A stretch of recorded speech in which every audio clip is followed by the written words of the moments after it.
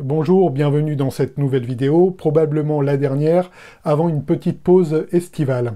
Vous l'avez constaté, la Sainte Seine, on en a beaucoup parlé dernièrement, avec son détournement scandaleux dans la cérémonie d'ouverture des Jeux Olympiques.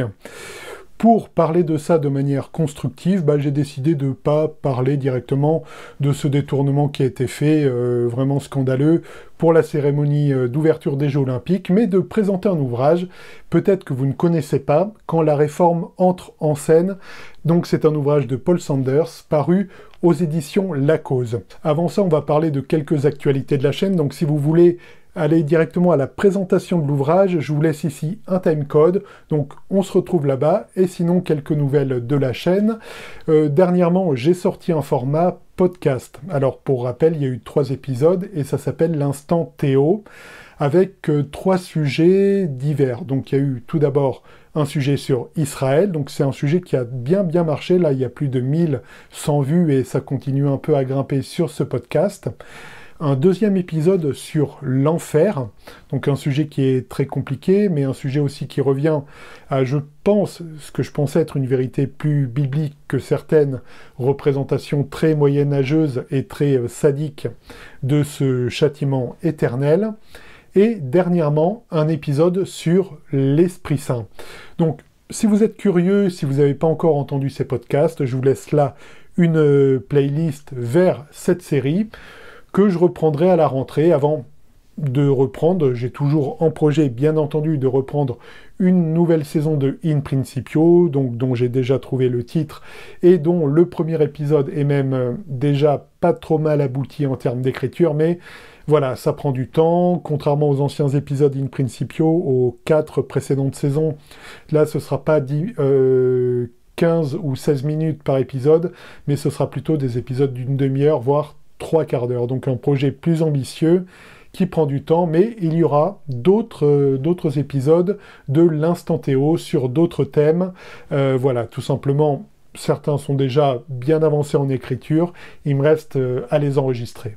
L'EP de chansons françaises que j'ai sorti, Église protestante unie de France, est toujours disponible, alors n'hésitez pas.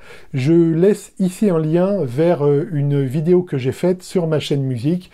C'est tout simplement une interprétation en live et une présentation de cette EP. Donc je vous laisse aller là-bas, et dans la vidéo, et allez, je vous le mets aussi dans la description de cette vidéo, vous trouvez un lien vers mon site musique, qui lui-même donne tous les liens vers Apple Music, Deezer, Spotify, etc.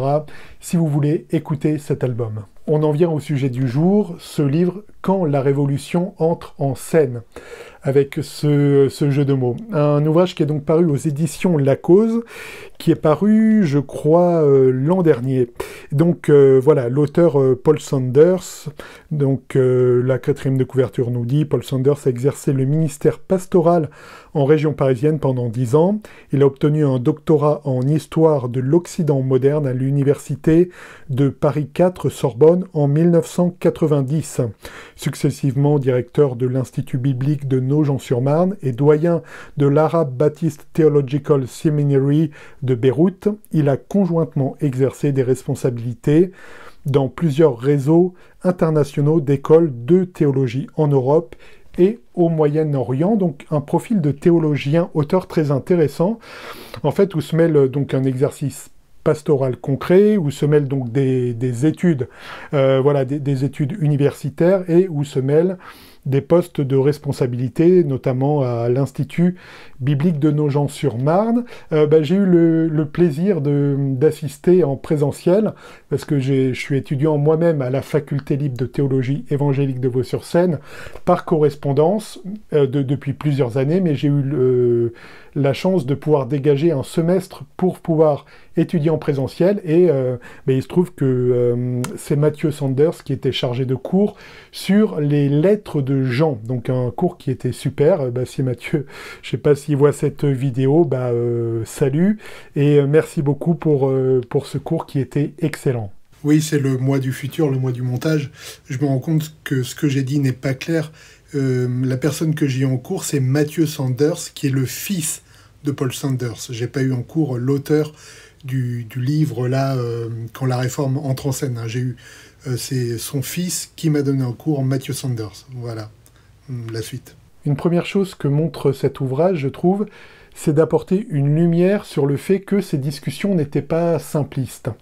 Parfois, au sujet de la Sainte Seine, on a pu avoir tendance un peu à simplifier en disant, en gros, bon, il y a le point de vue de Luther d'un côté, il y a le point de vue de Zwingli de l'autre côté, et au milieu, il y a la position de Calvin. En gros, Luther plus Zwingli, entre parenthèses, divisé par 2, égale position de Jean Calvin. Il se trouve que c'est un peu plus compliqué que ça, comme le montre l'ouvrage. L'ouvrage a aussi le mérite vraiment de présenter un réformateur qui est très peu connu. C'est ce que dit d'ailleurs le 4e de couverture, moins connu que Jean Calvin dans le protestantisme français. Zwingli est pourtant un fondateur pour les églises réformées. Sa position concernant les sacrements n'était pas facile à tenir entre les anabaptistes qui faisaient figure d'anarchistes et les luthériens qui lui semblaient trop proches de la position catholique sur l'Eucharistie. Suite à son décès prématuré, c'est Bullinger, son successeur à Zurich, qui approfondira et précisera sa position théologique sur les sacrements. Et c'est vrai que Zwingli, comme le dit cette 4e de couverture, est moins connu que Calvin pour nous, mais Bullinger encore moins. Il se trouve que Bullinger, c'est un nom comme ça que j'avais entendu, et je me souviens, alors j'étais allé, je crois, tourner une vidéo à la Fondation La Cause, et c'est en discutant avec Julien Coffinet, donc, qui est président de la cause, donc qui a évoqué cet ouvrage et qui dit tiens, tu sais qui c'est Bullinger?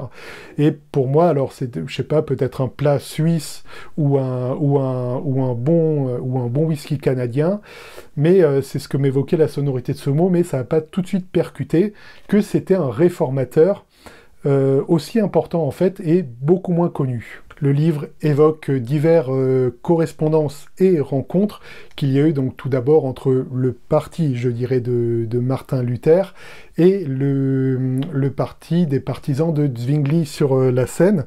Et là, je voulais un petit extrait, donc c'est la fameuse rencontre de Marbourg, donc, qui a eu lieu en 1529, et c'est là où on voit que c'est plus compliqué que ce qu'on pouvait penser.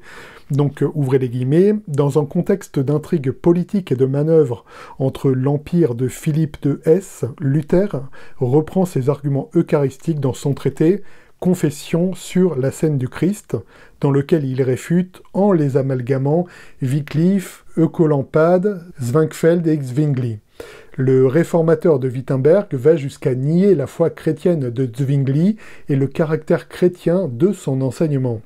Zwingli et Oecolampade prennent les arguments de Luther au sérieux et lui adressent une réponse commune dans un ouvrage à propos du livre de Martin Luther appelé Confession, publié à Zurich en 1528.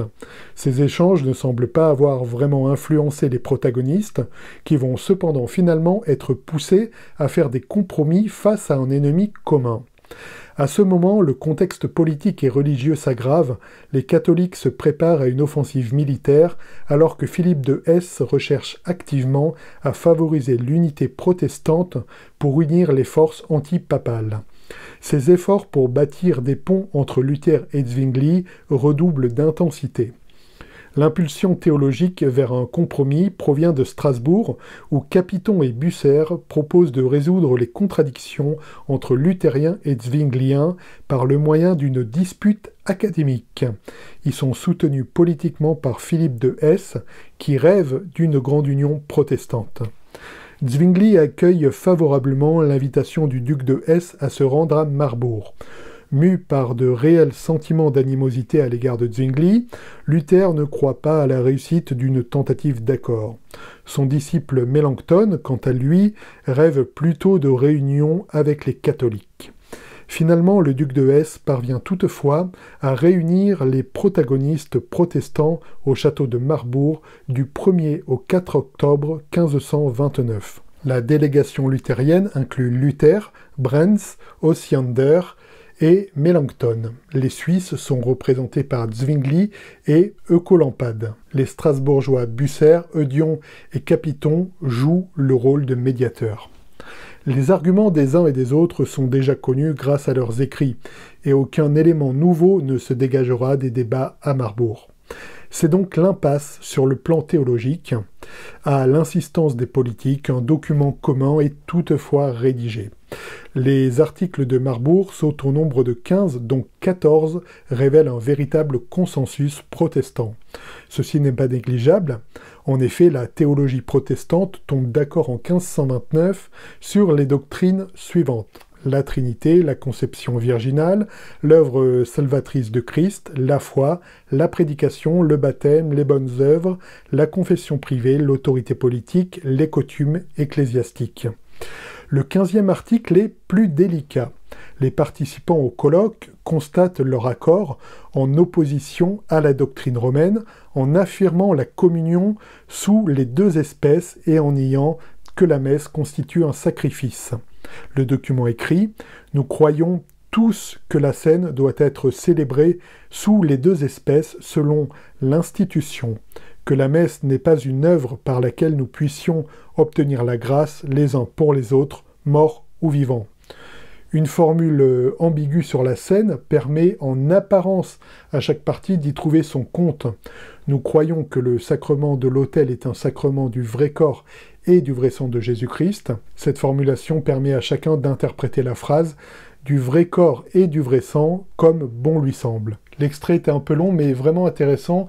Il illustre bien la difficulté finalement de se mettre d'accord et de discuter sur des positions. Ça montre qu'un document même mis en commun peut donner quelque chose où finalement chacun voit un peu midi à sa porte, et donc que les débats sont un peu plus compliqués que la façon dont ils sont parfois présentés de façon lapidaire sur des murs Facebook. L'ouvrage met vraiment en lumière la position de Zwingli et surtout le fait que il y a le Zwingli du début, il y a le Zwingli du milieu et quelque part le Zwingli de la fin. D'ailleurs, l'ouvrage est aussi historique, hein, où il y a des... Alors, c'est pas des récits de bataille, hein, on n'est pas dans le Seigneur des Anneaux ou Bilbo le Hobbit, mais il y a quand même le contexte historique et notamment de la fin de Zwingli au cours d'une bataille. Et là, un extrait intéressant justement sur la position de Zwingli quand il évoque les sacrements. Par-dessus tout, Zwingli a le souci que la gloire soit attribuée à Dieu et non aux sacrements eux-mêmes. Sa position concernant le lien entre les sacrements et la grâce, prise devant l'empereur et ses conseillers réunis à Augsbourg, est claire et sans concession. Zwingli souhaite aussi exprimer positivement la question cruciale de la présence symbolique du Christ dans la célébration eucharistique, sans trop heurter les luthériens et les catholiques. Zwingli le fait en utilisant une expression nouvelle dans son exposé de foi.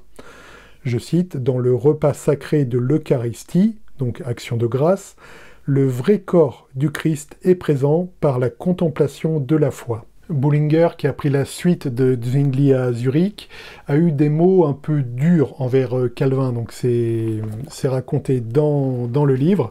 Et il y a un extrait que je vais vous lire, c'est assez... Enfin, marrant. En tout cas, c'est vraiment un document historique. C'est une sorte de lettre d'excuse, finalement, comme quoi Bullinger a reconnu avoir tapé un peu fort sur Calvin. Le 15 mars 1549, Bullinger envoya à Calvin une lettre chaleureuse, le remerciant vivement de l'effort dépensé pour obtenir la concorde. Bullinger a mieux saisi la pensée de Calvin et il s'excuse de la virulence de son langage. Il écrit ceci. « Vraiment, grâce à ton dernier écrit, tu as accompli une grande œuvre en moi. Maintenant, je te comprends mieux qu'auparavant. Tu le verras dans mes réflexions. Ne t'étonne pas que je t'écrive si vivement, on trouve aujourd'hui bien des savants, même très érudits, qui changent d'opinion plus souvent qu'il ne faudrait. Loin de moi de te mettre dans ce nombre, mais je devais désirer entendre de ta bouche ce que tu m'as explicitement dit. Je n'ai jamais eu une mauvaise opinion de toi, pardonne-moi ma rudesse, je ne veux défendre mes positions que dans la mesure où elles sont vraies. Tu ne les qualifies pas non plus de fausses, et ne me convainc d'aucune erreur. » Il y a d'autres correspondances qui sont dans ce livre, qui est très bien très bien étayé, très bien sourcé, évidemment, avec de nombreux extraits de lettres, et très bien, alors même, c'est vrai, ça peut paraître accessoire, mais pas que, c'est aussi agréable d'avoir un bon support agréable à lire, donc qu'il est agréable à lire, et c'est Sylvia que je connais un peu de l'agence Projective, qui a fait ce très très beau design en plus, donc ça en fait vraiment un très bel objet pour vous-même déjà, que vous pouvez vous offrir. Je mets le lien dans la description de la vidéo, que vous pouvez vous offrir ou offrir à un proche. Enfin, le livre regorge de détails, évidemment je ne peux pas tout vous dire, hein, il faut vraiment acheter ce livre, mais il y a des détails sur les vêtements des officiants de la scène, donc gros big up à ceux qui présentent la scène en short et en débardeur. Non, je plaisante. Mais voilà donc ce qui est écrit, c'est assez intéressant. Une comparaison du rite eucharistique présenté par Bullinger en 1536 avec le De Ribitus de Lavater montre que les officiants de la scène sont au nombre de 3. Le pasteur, pastor sive episcopus, un diacre, diaconus, et un sous-diacre, hippodiaconus. L'utilisation du terme ministre, ministry, désigne l'ensemble des 3 officiants. Après la préparation des espèces, le pasteur et ses 2 adjoints, placés à sa droite et à sa gauche, se tournent vers les fidèles et s'avancent. Bullinger rappelle dans les Décades qu'à Zurich, seuls les ministres peuvent administrer les sacrements, le Christ lui-même les ayant désignés à cet effet. Tous 3 portent des vêtements portés ordinairement par des hommes honnêtes et par les ministres de l'Église. Cette adaptation vestimentaire, explique Bullinger, suit l'exemple du Christ, mais doit s'adapter à la coutume du pays selon les usages et la convenance. Les mêmes principes s'appliquent aux fidèles qui viennent assister à la scène. L'Église doit refuser tout aspect vestimentaire qui s'inspire de la sacrificature lévitique qui n'a plus sa place dans l'Église de la Nouvelle Alliance. Il y a évidemment bien d'autres choses à découvrir dans cet ouvrage. Voilà, donc quand la réforme entre en scène, qui donne un aperçu des discussions, et qui ont été parfois très vives, des discussions donc entre des personnages comme Calvin, Zwingli, Bullinger, et ça permet de mieux connaître des réformateurs, ça permet de mieux peser, je dirais, des avis qu'on a soi-même sur la scène, ça permet enfin de se plonger dans l'histoire d'une période. Cet ouvrage, donc vraiment écrit par un universitaire chevronné, mais est vraiment accessible, facile à lire, vous allez lire sans trop de problèmes, et je crois, collection Comprendre, voilà, donc je crois que c'est le premier, en plus d'une collection, qui est amené à s'étoffer, donc n'hésitez pas à l'occasion à aller visiter le site de la cause, voilà une lecture que je peux vous conseiller pour votre été ou votre hiver, si vous voyez cette vidéo en hiver ou à Noël, pour un beau cadeau de Noël, quoi. Un autre livre très intéressant, c'est la réception du néo-calvinisme en France. J'en avais parlé dans cette vidéo, donc si vous ne la connaissez pas, je vous invite à vous rendre dans cette vidéo. Sinon, je vous souhaite un très bel été. Je vous dis à très bientôt, soyez abondamment bénis. Ciao.